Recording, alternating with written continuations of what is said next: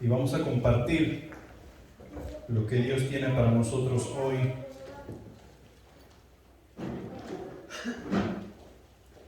Y su palabra dice: los sacrificios de Dios son el espíritu quebrantado, al corazón contrito y humillado no despreciarás tú, oh Dios.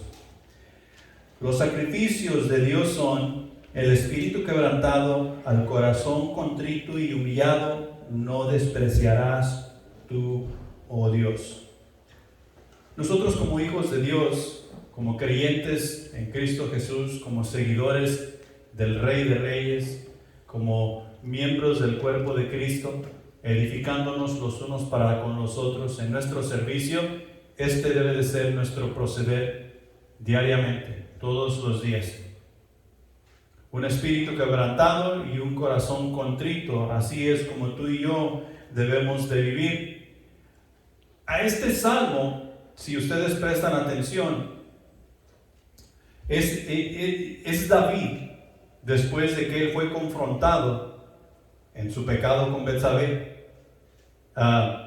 David está rogando a Dios, David está hablando con Dios y está implorando que por favor le deje a su hijo vivir, porque la cosa era de que David había pecado, le había quitado la mujer a Urías, y de ese asunto que sucedió, Betsabé quedó embarazada y tuvo un hijo, el cual enfermó, y a los 7 días de estar enfermo murió.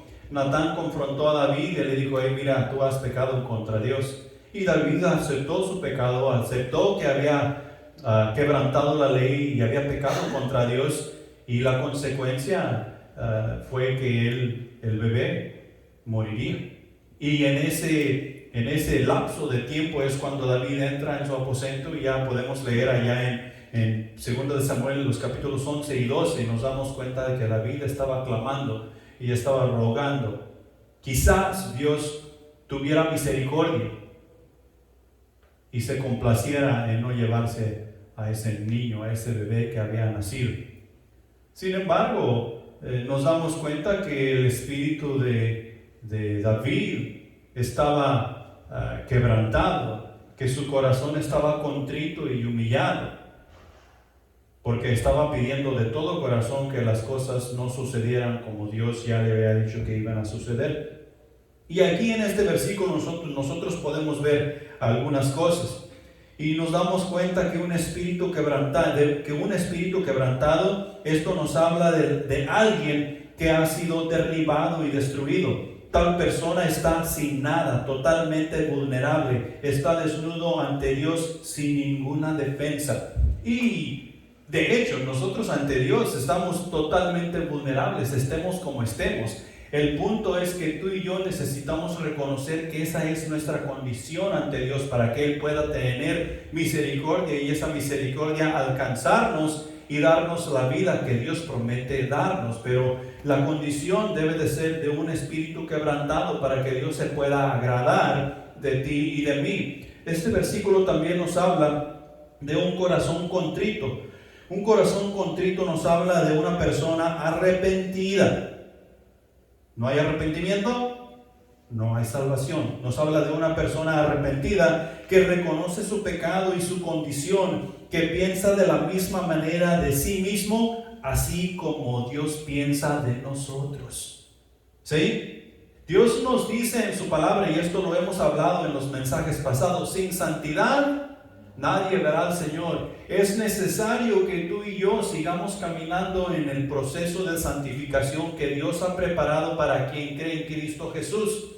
Y este es el punto: sin arrepentimiento no podemos comenzar a caminar en esa santificación. No hay arrepentimiento, de seguro no va a haber un corazón contrito. Un corazón contrito va a estar a la disposición de Dios. La tercera cosa que nosotros podemos ver ahí en este pasaje es la condición de humillado. Nos habla de un corazón sumiso y dispuesto a la obediencia en todo tiempo y en todo lugar, sin sugestionar absolutamente nada. Un corazón que teme y tiembla a la voz de su Señor. En nuestro caso, nuestro Señor se llama Jesús. Jesús. Debemos estar como el pueblo de Israel cuando se acercaron a la montaña, que Dios los encontró y salían relámpagos, fuego y humo y toda clase de cosas, y el pueblo temblaba de miedo y temían porque Dios se había manifestado, había llegado a la montaña. Y este debe de ser nuestro sentir para con Dios, estar totalmente a la disposición. Y la única manera que tú y yo vamos a llegar a ese punto es que si tenemos un espíritu quebrantado y un corazón contrito. Y seguramente Dios se va a agradar de nosotros. Entonces, la persona que ha llegado al conocimiento de Cristo Jesús, a este punto ha llegado. Se supone, ¿verdad?, que a este punto es que ha llegado. Esta condición fue lo que conmovió a Dios a misericordia, para que así Jesús se convirtiera en su Salvador. Si no hubiese esa condición, si nosotros como seres humanos no llegamos a esa condición, Jesús no puede ser nuestro Salvador, porque Jesús es la vía por la cual llega la misericordia a nuestras vidas y nos da esa salvación. El Salvador, quien lo llena todo en todos y hace a la persona aceptable a Dios. He ahí la razón por la cual debemos de dejar que Jesús viva en nosotros y a través de nosotros. Que cuando estamos actuando, quien debe de ver a Jesús no es solamente el mundo que debe ver a Jesús actuar y moverse, accionar en nosotros, sino que también debe de ser Dios, que está viendo a Jesús accionar en nosotros mientras salimos a discipular, evangelizar y a servir y a hacer todas las cosas que el Maestro nos ha pedido que hagamos. Ahora, ese debe de ser nuestro proceder diariamente. Pero al igual que los fariseos, la iglesia actual tenemos un gran problema. Y tiene que ver con lo que Joel les estaba hablando ahora en la mañana en la introducción. La iglesia en general no hemos observado o no hemos prestado atención o no nos hemos detenido. Estamos enfocados en que tenemos la salvación porque hemos hecho una profesión de fe y públicamente a la iglesia nosotros hemos declarado que somos salvos. Ahora, el versículo que Joel compartió con ustedes era Mateo 9:13. Realmente es del 9 al 13, pero el versículo 13 es el hincapié ahí. Dice: id pues y aprended lo que significa misericordia quiero y no sacrificio, porque no he venido a llamar a justos, sino a pecadores al arrepentimiento. Nosotros nos damos cuenta mientras leemos los evangelios que los fariseos, los saduceos y los escribas se dedicaban rigurosamente a presentar sacrificio para con Dios. Ellos ponían todas las cosas a un lado para cumplir con la ley de Dios al pie de la letra, y hacían esto y hacían lo otro. Tanto estaban enfocados en presentar sacrificio a Dios que se olvidaban de la misericordia. Y nosotros podemos repasar muchos relatos donde ellos no tuvieron misericordia del pueblo. Dejaron al pueblo morir, dejaron al pueblo sufrir, dejaron al pueblo sin enseñanza, porque estaban, según ellos, enfocados en el sacrificio que ellos debían presentar para con Dios. Y Jesús los confrontó en muchas ocasiones. Y esta es una de ellas. Ve y aprende lo que quiere decir misericordia quiero y no sacrificio. Y Jesús simplemente está citando lo que el profeta dijo en el Antiguo Testamento. Vayan y aprendan lo que quiere decir misericordia quiero y no sacrificio. Dios no nos está pidiendo un sacrificio exterior. Eso es lo que nos dice en Romanos. Dios no quiere un sacrificio exterior. Nos lo está recalcando ahí en Salmos 51:17. ¿Qué era 51:17? Sí, 51:17. El corazón contrito y el espíritu quebrantado no despreciará a nuestro Dios. Y eso es interior, es una actitud de nuestro corazón. que se va a reflejar en nuestro exterior y funciona de la misma manera así como Cristo nos está transformando. Cristo no nos está transformando de afuera hacia adentro, sino todo lo contrario, de adentro hacia afuera. Y ese proceder es por partes. No es de la noche a la mañana. Este pasaje, ahí en Mateo, nos relata el llamado de Mateo, un hombre que estaba sentado al banco de los tributos públicos, o sea, que era un cobrador de impuestos. Jesús le pidió que le siguiera, ¿y qué hizo Mateo? Mateo dejó su trabajo, recolectar los impuestos, y fue y siguió a Jesús. Los fariseos se escandalizaron.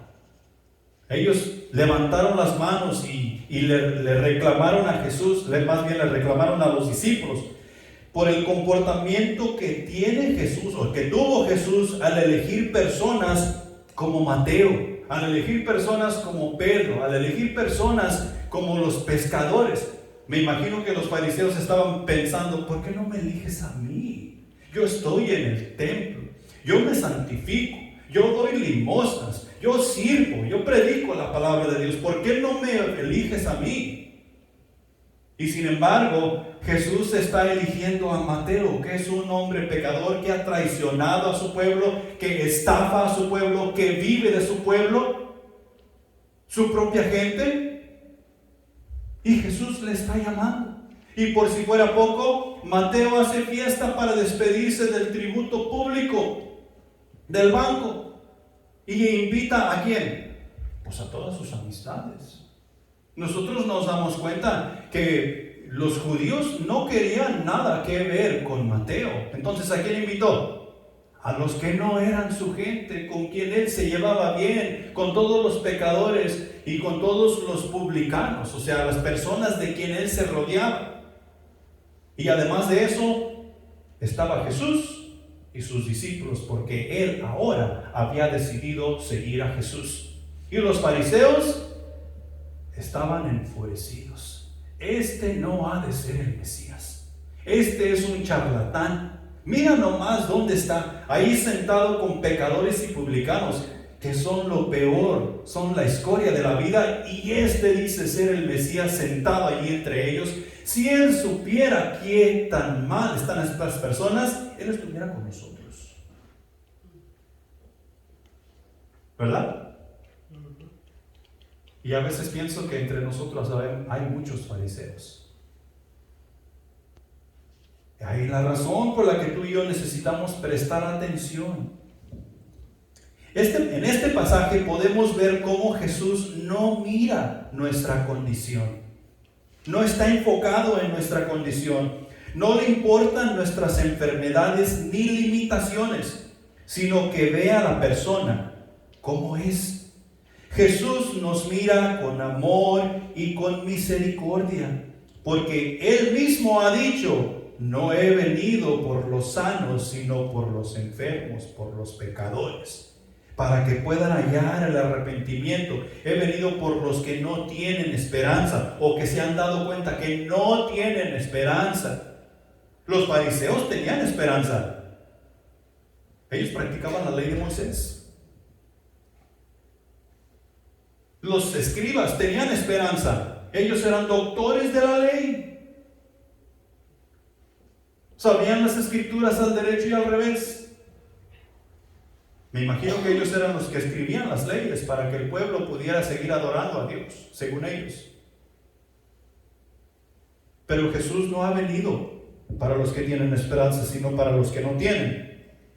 Jesús comprende nuestras debilidades, entiende que somos tentados en nuestro corazón y nuestra voluntad se ve constantemente comprometida. Y nosotros podemos atestiguar de eso. Podemos decir amén, amén, amén. Las tentaciones a cada rato comprometen nuestra lealtad para con Dios. Creo a veces nosotros mismos pensamos que Jesús se ha equivocado al llamarnos, especialmente cuando nos está llamando al ministerio. Y nos dice, ok, tú vas a predicar, ok, tú vas a evangelizar, tú vas a ir y vas a traer muchas personas al conocimiento de Cristo Jesús. A veces pensamos que Jesús se ha equivocado. O miramos nuestra propia vida y pensamos, ven, Jesús se equivocó cuando me dio la salvación. Mira nomás cómo soy. Pero Jesús no está viendo lo que nosotros miramos. Y ahí donde nosotros necesitamos aprender lo que significa misericordia quiero y no sacrificio, para así poder nosotros tener ese espíritu quebrantado y ese corazón contrito, el cual Dios no despreciará, y poder nosotros agradar a Dios en todo tiempo y en todo lugar. Un corazón contrito y humillado no será despreciado por nuestro Dios.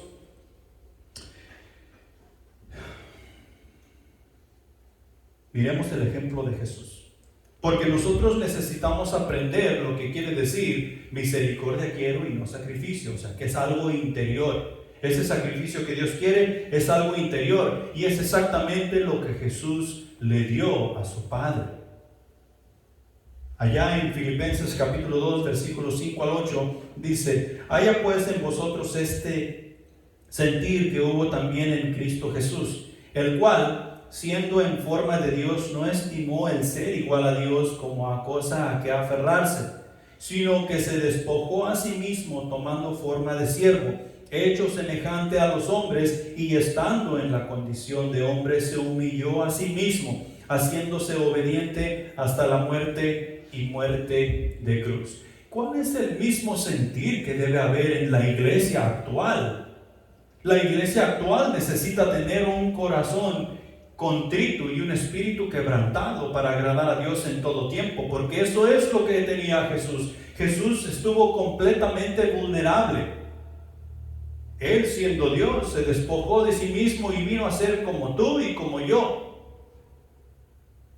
Los discípulos le preguntan: ¿cuándo acontecerá este día del cual tú estás diciendo, el día de Jehová? ¿Y qué les contesta Jesús? Yo no sé. Eso solamente lo sabe el Padre.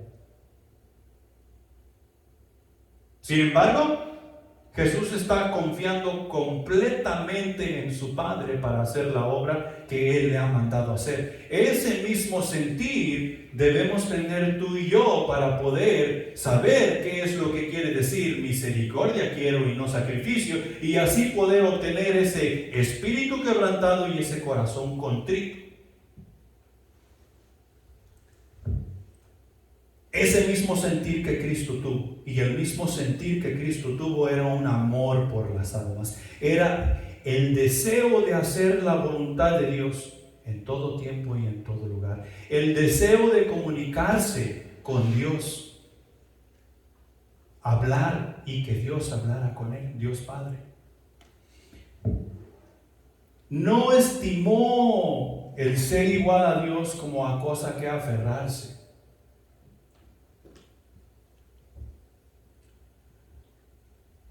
Y nosotros a veces no queremos soltar lo que nosotros decimos ser para poder servir a nuestro Dios. Jesús nos llama y nos vuelve a llamar. Jesús nos dice y nos vuelve a decir. Y nosotros necesitamos despojarnos. Necesitamos despojarnos de nosotros mismos, porque el orgullo y el egoísmo no nos llevarán a ningún lado que va a agradar a Dios. Jesús tomó forma de siervo. ¿Qué somos nosotros? Somos hijos del Rey. Y como somos hijos del Rey, somos príncipes del reino celestial. ¿Es cierto? La Biblia no dice eso. La Biblia dice que somos siervos. Siervos por amor. Y porque somos siervos por amor, Jesús dice que llegamos a ser sus amigos. Ya no os llamaré siervos, sino os llamaré amigos. Pero no príncipes y princesas, mujeres, sino siervos y siervas de Jesucristo. Jesús tomó forma de siervo y sirvió como ningún siervo jamás ha servido. Puso todo el énfasis para así poder agradar a su Padre Celestial con un espíritu quebrantado y un corazón contrito. Y aparte de eso, se humilló a sí mismo. No esperó que otro viniera y lo humillara, sino que se humilló a sí mismo. Y no meramente quiere decir eso, sino quiere decir que Jesús tomó la condición de hombre y vino y sufrió la causa sin poner ninguna resistencia. Porque si había alguien que podía poner resistencia y salvarse de la muerte en la cruz, era Él. Vienen por nosotros y nosotros podemos poner toda la resistencia que queramos, pero no tenemos el poder de Jesús y seguramente vamos a morir. Pero Jesús sí pudo verse resistido y zafarse, porque Él tiene todo el poder. Mas sin embargo, Él mismo dice: a mí nadie me quita la vida, yo de mi propia voluntad la pongo. Tengo el poder para ponerla y tengo el poder para quitarla, o sea, para levantarla. Tú y yo a veces pensamos que tenemos el poder y que nadie nos lo puede quitar. Nosotros no tenemos ningún poder. El Espíritu Santo tiene el poder que habita en nosotros. Y en obediencia es que tú y yo lo podemos. Está a nuestra disposición para usarlo, pero para la honra y gloria de Dios, no para la nuestra. Se humilló a sí mismo y fue obediente hasta la muerte, y muerte de cruz, o sea, la cruz más cruel que jamás ha existido sobre la faz de la tierra. Jesús murió como un criminal. Si te acuerdas de los mensajes pasados, Jesús por ti y por mí se convirtió en un criminal para pagar la deuda que tú y yo jamás podemos pagar. Él fue obediente. Y este mismo sentir que de lo que nos habla ahí en Filipenses es lo que debe haber en nosotros. Y cuando comenzamos a practicar tales cosas, comenzamos a ver y aprender qué es lo que quiere decir misericordia quiero y no sacrificio. Lo cual nos lleva a obtener un espíritu quebrantado y un corazón contrito. Ahora tengo 3 puntos de aplicación. Punto número 1. El ejemplo de Jesús nos es necesario seguir. El mismo sentir que hubo en Cristo Jesús es el mismo sentir que ha de haber en sus seguidores. El mismo sentir que hubo en Cristo Jesús es el mismo sentir que debe haber en ti y en mí. Allá en Juan capítulo 15, versículo 12, dice: este es mi mandamiento, que os améis unos a otros como yo os he amado. ¿Cómo te amó Jesús? ¿Qué tanto te ama Jesús?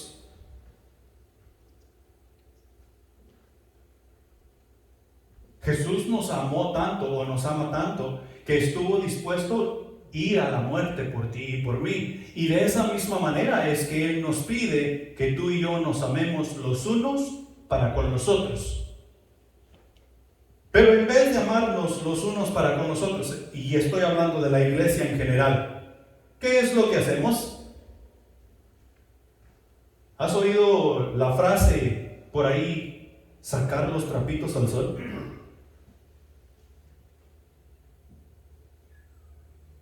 Está más fácil, pero no es lo que Dios quiere. Eso no es lo que a Dios le agrada.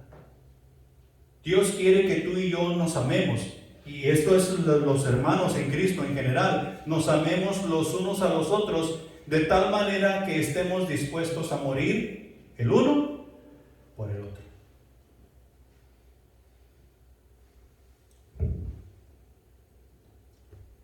La misericordia es un término absolutamente dinámico y práctico, no es un término estático. Dinámico quiere decir que está en movimiento. Práctico quiere decir que no es una cosa meramente difícil. Práctico quiere decir que esto es algo como lo que hacemos con la familia. ¿Qué hace papá y mamá en la familia? ¿Cuál es su rol? ¿Cuál es el papel que ellos juegan ahí? Ellos protegen. Es la responsabilidad de papá y mamá proteger el hogar, proteger la familia. ¿Cuál es el deber de los hijos para con los padres? Obedecer lo que papá y mamá hacen. Cuando los hijos obedecen y los padres protegen, adivina qué sucede con la familia. Florece. Es una familia de bien dentro de la sociedad. No para mal, y no solamente cuando la familia crece para bien dentro de la sociedad, no solamente cuida a su propia familia, sino que también cuida su vecindad, cuida su ciudad, cuida su estado y cuida su nación. ¿Dónde comenzó todo? En casa. No es estático. Estático quiere decir que está estancado, o sea, que no se mueve. Un lago tiene agua que es estática, o sea, que no se mueve, no tiene movimiento. Y normalmente el agua en los lagos, ¿qué tan limpia está?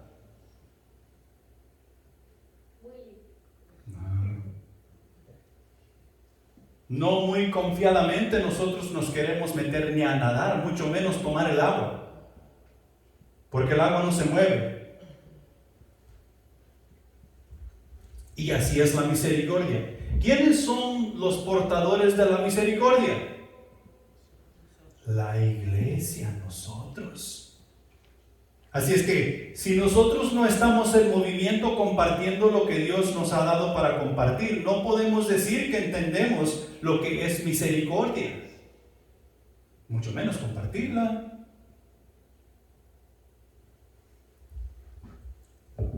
Mira, la lástima implica darse cuenta de la pobreza de la otra persona y sentir remordimiento ante el dolor humano. Esa es la lástima. Y nosotros decimos, ay, pobrecito, míralo, está cojo. Pero ahí va. Y sentimos lástima, pero no hicimos absolutamente nada por esa persona que iba caminando, aunque está cojo.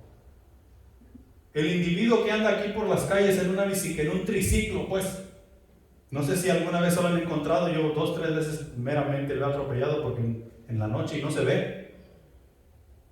Anda en una bicicleta de un triciclo y como que le dio embolio y nomás funciona la mitad de su cuerpo.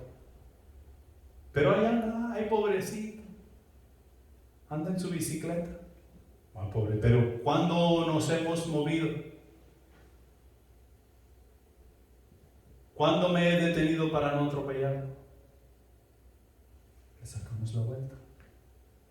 Eso es lástima. Sin embargo, la lástima pasa de largo ante el sufrimiento del prójimo y tolera que el estado de sufrimiento se mantenga de la manera permanente, o sea, estático. Así es como el sacerdote y el levita en la historia del buen samaritano pasaron de largo y dejaron al hombre ahí en su sufrimiento. No cambió la condición. ¿Ahora qué eran? Un sacerdote y un levita. Eran conocedores de la ley de Dios. Sin embargo, su misericordia que supuestamente ellos tenían era estática, o sea que no se movían. Les dio lástima y dijeron, oh, pobre hombre, está moribundo. Y se fueron de paso, ahí lo dejaron, no cambió la condición. La misericordia es algo muy distinto. La misericordia reacciona ante el dolor y el sufrimiento. Toma acciones concretas para cambiar la condición de la otra persona. Es así como el buen samaritano es movido a misericordia. Este sentir del samaritano es un ejemplo del amor de Dios con todos sus criaturas, con todos y cada uno de nosotros. Eso es lo que Dios hizo por nosotros en Cristo Jesús.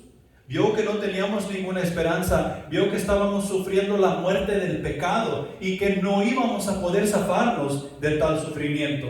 y mandó a su Hijo a morir por nosotros. O sea que su misericordia se puso en acción y aún está en acción en la iglesia, en sus seguidores, en ti y en mí. Pero es necesario tener un corazón contrito y un espíritu quebrantado para poder ver lo mismo que Dios vio en nosotros, lo cual lo movió a misericordia, y tú y yo seamos movidos a misericordia y alcanzar esas personas, porque ese sacrificio es el que va a agradar a Dios. La misericordia escucha los clamores de un pueblo que sufre, interioriza ese mismo sufrimiento haciendo que sea como si algo fuera personal, que fue exactamente lo que Jesús hizo. Con su propia persona es que pagó lo que tú y yo no podemos pagar. La misericordia emprende una acción liberadora, reaccionando en contra del mal. La misericordia es absolutamente dinámica, siempre está en movimiento. Dios, cuando no está en movimiento. Dice Jesús, mi Padre aún trabaja, ¿qué están haciendo ustedes descansando? La misericordia transforma las circunstancias, y nosotros podemos regresar y leer la historia del buen samaritano y podemos ver cómo las circunstancias del moribundo cambiaron. Pero el buen samaritano tuvo que invertir tiempo, dinero y esfuerzo. Y entre todo eso iba la misericordia y el amor de Dios. La misericordia cambia el estado de la persona, da sanidad a los quebrantados de corazón, da libertad a los cautivos, da vista a los ciegos, pone en libertad a los oprimidos. Y la misericordia es lo que tú y yo debemos estar compartiendo con las demás personas, con un espíritu quebrantado y un corazón contrito. Punto número 2. Dios está más interesado en lo que somos que en lo que podemos hacer por Él. El cristiano nos preocupamos mucho por lo que hacemos para nuestro Dios, que nos olvidamos cómo hemos de ser. Por eso hace rato les dije, a veces pienso que entre nosotros hay muchos fariseos.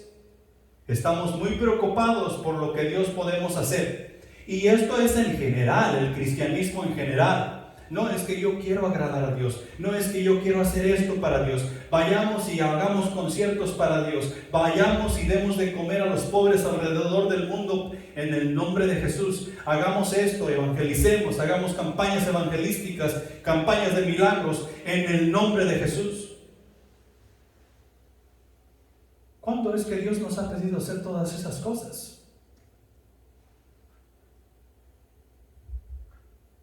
Todas esas cosas son exteriores. Dios no quiere un sacrificio exterior.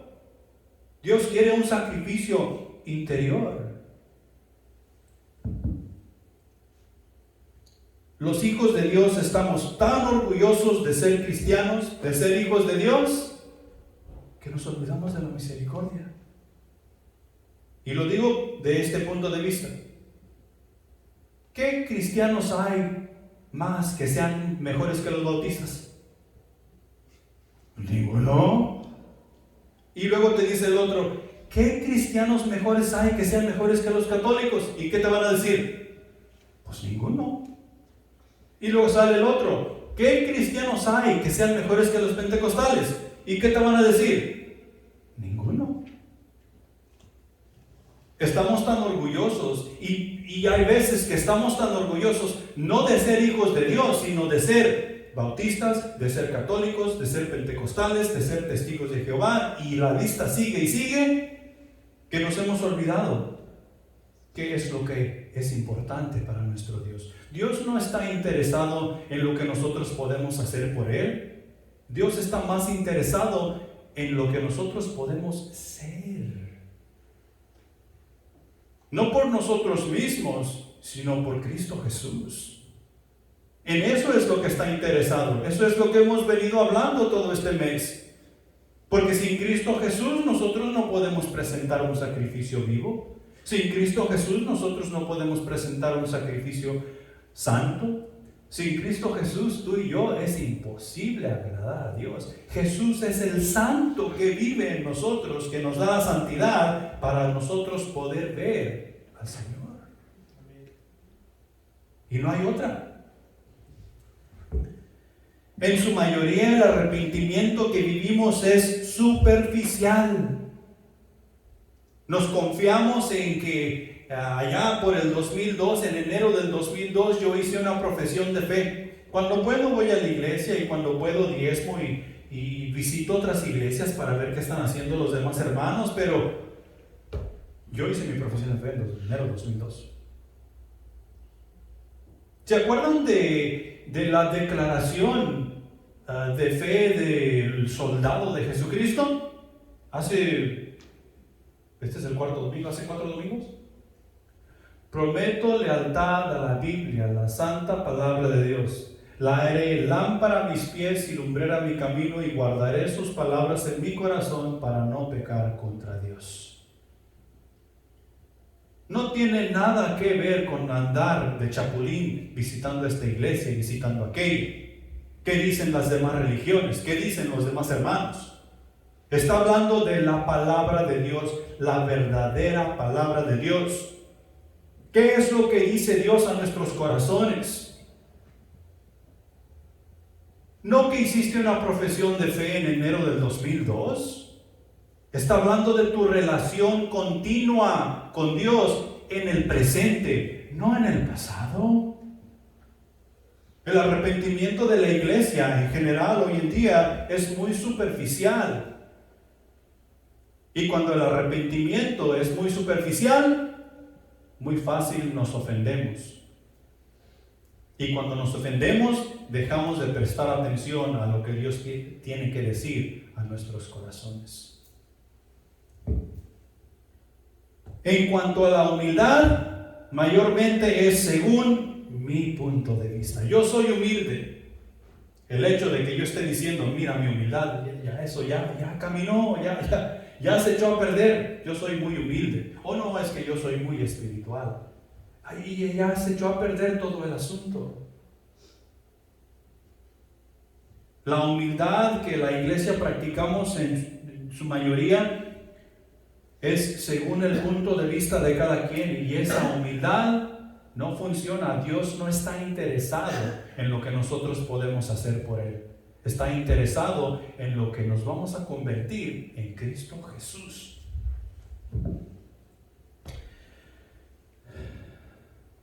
Mateo 4:17 dice lo siguiente: arrepentíos porque el reino de los cielos se ha acercado.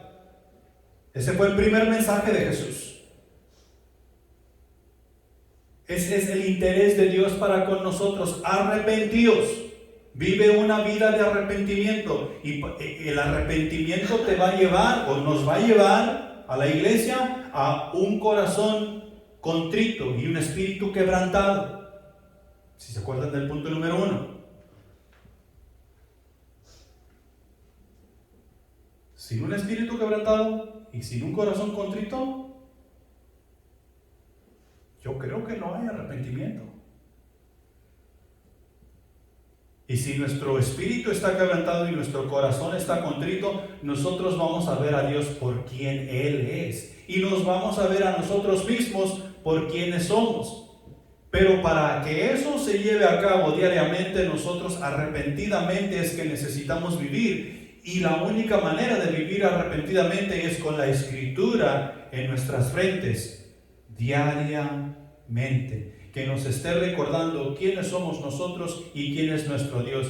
Y, por ende, como resultado, ¿cuál es nuestro propósito?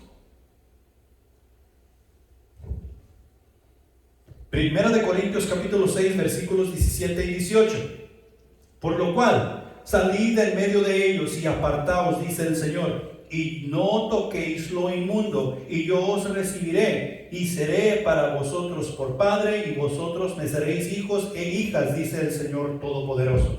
Dios está más interesado en lo que en Cristo Jesús tú y yo podemos llegar a ser, sus hijos, y Él nuestro Padre Celestial. Nosotros salir de la inmundicia de este mundo y andar en santidad. Y si hacemos eso, ¿qué dice el pasaje? Él nos recibirá, y no solamente nos recibirá como personas, como seres humanos o como gente, nos recibirá como hijos e hijas. Es una relación mucho más cercana de lo que nosotros pensamos que es. Tú y yo podemos recibir visitas en casa.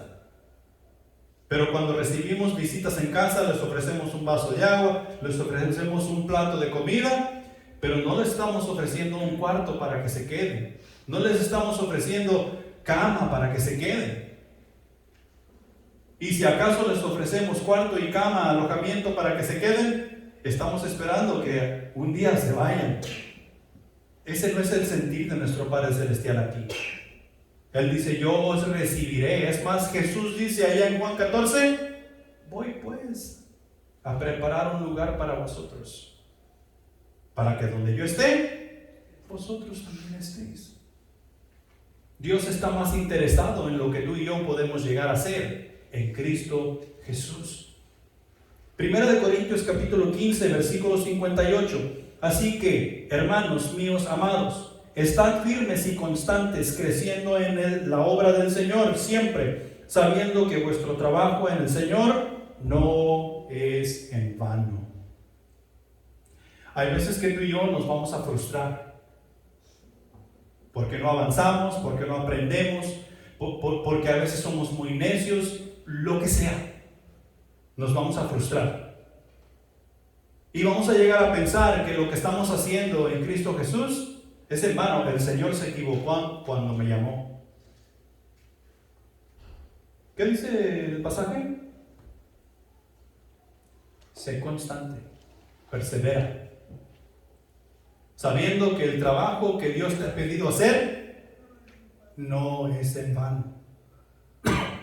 No depende de nosotros, depende de Dios. Punto número 3.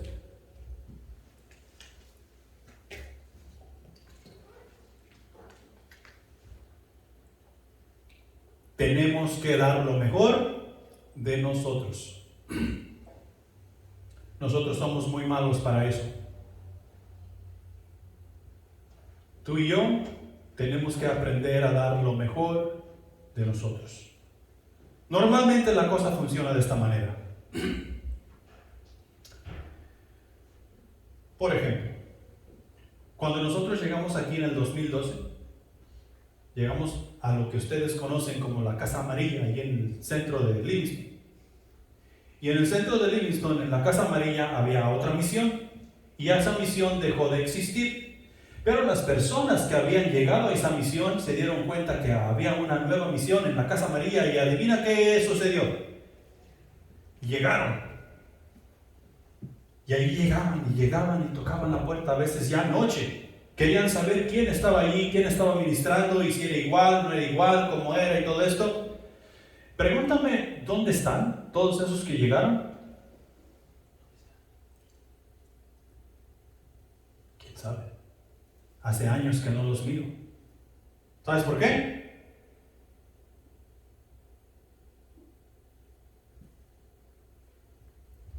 Porque solamente querían llegar a ver qué es lo que era, si les convenía o no les convenía.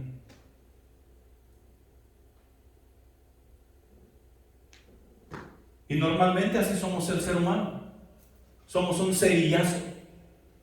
Estamos tan emocionados al principio, y vamos a hacer esto, y vamos a hacer lo otro, y vamos a ir aquí, y vamos a ir allá, y le vamos a hacer así, y le vamos a hacer así, y esto y lo otro. Y pasa un mes y no se hizo absolutamente nada, porque se acabó la mecha del cerillo.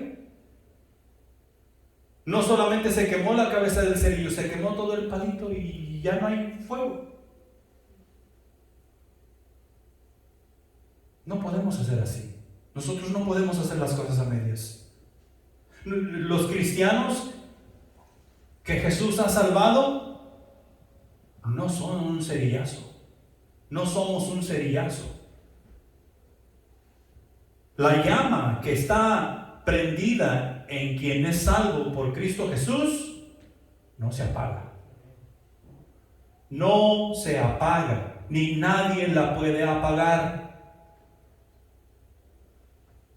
Ahora, es mi responsabilidad, es responsabilidad de la iglesia, o sea, del cuerpo de Cristo, que el mundo mire esa llama encendida. Así es que no lo podemos hacer a medias, o no lo podemos hacer a la y se va. Tenemos que fijarnos nosotros que estemos aplicando lo que Dios nos pide aplicar, para así nosotros hacer el mejor trabajo que podemos hacer, para poder lucir esa luz, esa llama, ese fuego que solamente el Espíritu Santo puede dar.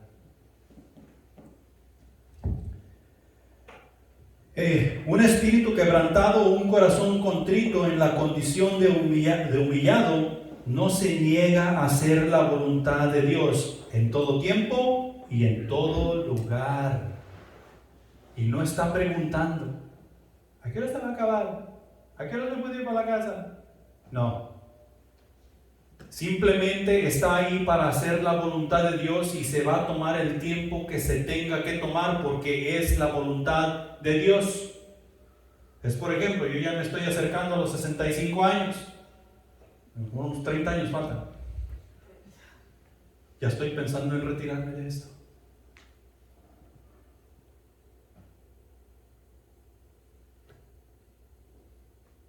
¿Cuándo es cuando me voy a retirar de predicar la palabra de Dios? ¿Cuándo es cuando nos vamos a retirar de predicar la palabra de Dios? Nunca. Sin embargo, muchos pensamos de esa manera. Cuando ya sea tiempo de retirarme de mi trabajo, ya también voy a dejar el puesto de predicador. Claro que debo de estar preparando a otras personas mediante el Espíritu Santo para que tomen mi lugar, porque tampoco soy eterno. Y lo mismo debes estar haciendo tú. Esa banca donde tú estás sentado, debes estar entrenando a otra persona que esté ahí contigo, que sea tu discípulo. Para cuando tú ya no estés, esa persona sigue discipulando a otros. Y la obra del Señor sigue y sigue. No lo podemos hacer a medias. Si nosotros tenemos un espíritu quebrantado y un corazón contrito en una condición de humillado, vamos a estar dispuestos a hacer la voluntad de Dios en todo tiempo y en todo lugar. Podemos ver en la Escritura que Jesús para esto es que vino, para hacer la voluntad del Padre. Para eso es que vino. Sus discípulos y todos los seguidores que dan testimonio en todo el Nuevo Testamento, y por si fuera poco, también en el Antiguo, para eso es que vinieron. El viernes estábamos estudiando con los jóvenes y dice Isaías, o más bien dice Dios, ¿a quién enviaremos? ¿Quién irá por nosotros? ¿Y qué dice Isaías? Heme aquí, envíame a mí. Seguramente Isaías era el mejor calificado allí entre la conversación que Dios estaba teniendo. No. Isaías era el menos calificado. Isaías lo dice en el pasaje. Ay de mí, que soy pecador. O sea, en otras palabras, mira dónde estoy, en la santidad de Dios. Yo aquí voy a morir. Pero para el final del pasaje, heme aquí, envíame a mí. Al igual que Jesús, al igual que los apóstoles, al igual que los discípulos, al igual que los profetas del Antiguo Testamento, vinieron para hacer la voluntad de Dios. Tú y yo hemos llegado a la salvación en Cristo Jesús para hacer nuestra propia voluntad. Amén. No, amén. Hemos llegado a la salvación en Cristo Jesús para hacer su voluntad y no nada más. Su voluntad, punto, es el final de la oración. Su voluntad. Jesús nos ha dado su Espíritu Santo, así que tenemos toda la sabiduría, todo el entendimiento, todo para hacer exactamente lo que Dios nos ha pedido hacer. Presentar un sacrificio agradable a Él un sacrificio vivo y santo, es posible. Es posible. Porque su Espíritu vive en mí. Solamente tengo que ponerme a su disposición. Asegurarme de qué quiere decir misericordia quiero y no sacrificio. Lo cual me va a llevar a tener un espíritu quebrantado y un corazón contrito. Para poder desarrollar y llevar a cabo lo que Dios quiere que yo lleve a cabo. Para terminar, en conclusión, al hacer las cosas para Dios, no las hagamos a medias ni a la y se va, sino de todo corazón, sabiendo que nuestro sacrificio es para el Señor. Todo lo que hacemos nosotros en el nombre de Jesús es para el Señor.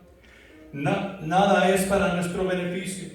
Nada es para beneficio de la iglesia. Nada es para el beneficio de la familia. Y claro, es lógico que cuando nosotros lo hacemos para la honra y gloria de Dios, Dios nos bendice protegiendo a nuestra familia, protegiendo a la iglesia, protegiendo y proveyendo todas las necesidades. Pero no perdamos el enfoque. No hagamos las cosas a medias. No las hagamos a la y se va. Yo sé que Dios nos ha hablado hoy y hay cosas que nosotros necesitamos terminar que tal vez hemos empezado. Hay cosas que no hemos empezado que necesitamos comenzar. Que están dentro de nuestra estructura, que están dentro de las responsabilidades que tenemos los unos para con nosotros y juntos dentro de las responsabilidades que tenemos para con Dios. Dios quiere hacer grandes cosas con nosotros. Pero tú y yo necesitamos ver su voluntad y hacerla nuestra. Amén. Pongámonos de pie.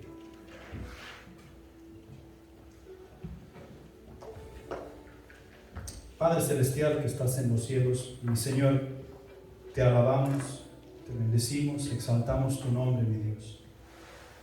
Y te pedimos perdón por las muchas veces que no hemos llevado tu voluntad a cabo. Decimos ser salvos en Cristo Jesús y no hemos accionado. Decimos conocer tu misericordia y no la hemos practicado. Ayúdanos a ser como Jesús. Ayúdanos a practicar ese amor que Él nos pide practicar de la manera que Él lo practicó. Habla con cada corazón aquí presente, mi Señor, porque tú sabes exactamente dónde estamos. Haznoslo saber si acaso lo hemos echado a un lado.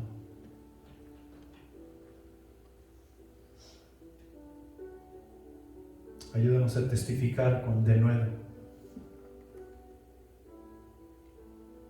y conseguir ese discípulo que necesitamos conseguir. Llévanos con bien a casa.